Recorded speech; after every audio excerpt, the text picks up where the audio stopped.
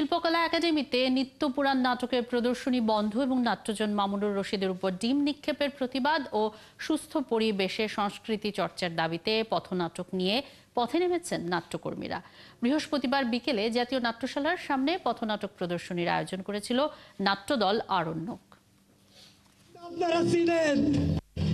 সাংস্কৃতিক সংগঠন নিয়ে পড়ে থাকে আর কি। রূপে নাটক সাধ্যকার, নাটক আমার অধিকার, এই স্লোগানেই জাতীয় নাট্যশালার সামনে আবারও প্রতিবাদের ভাষা হিসেবে পথনাটককেই বেছে নিয়েছে নাট্যকর্মীরা। কিন্তু এইভাবে নব্বই স্বৈরাচার পতন আন্দোলন থেকে শুরু করে যখনই নাট্যকর্মীরা বৈষম্যের শিকার হয়েছেন তখনই বেছে নেওয়া হয়েছে পথনাটককেই। এবারও নিরাপত্তার দাবিতে পথনাটক নিয়ে মাঠে হাজির নাট্যকর্মীরা। পথনাটক ৮০ দশক থেকে বিশেষত স্বৈরাচার বিরোধী আন্দোলনে বাংলাদেশে পথনাটকের একটা বড় ভূমিকা ছিল।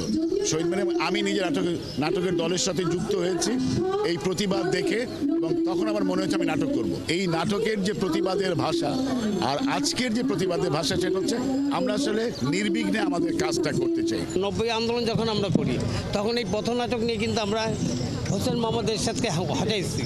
এই পথনাটক নিয়ে প্রতিবাদী ভাষা, পথনাটক নিয়ে আমরা সংগ্রামের ভাষা, পথনাটক নিয়ে আমাদের বিপ্লবের ভাষা। এই কারণে আমরা পথনাটককে বেছে নিয়েছি একটা কারণ।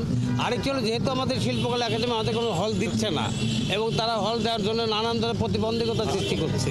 এদিকে হল দেওয়া যাবে না, এরা অমুক করেছে তমুক করেছে, যার ফলে আমাদের যখন হল দেবে নাটক তো বন্ধ করবো না, নাটক আমাদের চলবে যত বাধা বিঘ্নই আসুক না কেন। নাট্যকর্মীরা বলেন নাটক সমাজ বদলের হাতিয়ার, আর সে হাতিয়ার দিয়ে নিজেদের অধিকারকে প্রতিষ্ঠা করতে চান তারা। সময়ের প্রয়োজনে পথনাটক পথে আসে, নাটক পথে আসে, এবং পথে যখন আসে বোঝা যায় যে এটা কোনো না কোনো প্রতিবাদের জন্য আসে। আমরা কিন্তু সবসময় চাই শান্তিপূর্ণ সহাবস্থান।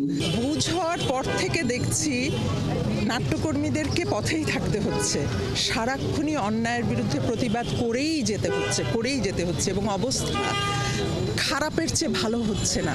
বৃহস্পতিবার আরণ্যকের আয়োজনে মঞ্চস্থ হয়েছে মূর্খ লোকের মূর্খ কথা ও প্রাচ্যনাটের প্রযোজনায় স্পিক আউট। প্রাণ ভোমরা নয় তো কি, তো আমাদের খাদ্য দেয়, পত্তি দেয়। নাট্যকর্মীরা মনে করেন কোনো বাধা বা হুমকির মুখে কখনোই নাটক বন্ধ হতে পারে না। যারা নাটক বন্ধের ষড়যন্ত্র করছে তাদের পথনাটকের মধ্যে দিয়ে উপযুক্ত জবাব দেওয়া হবে।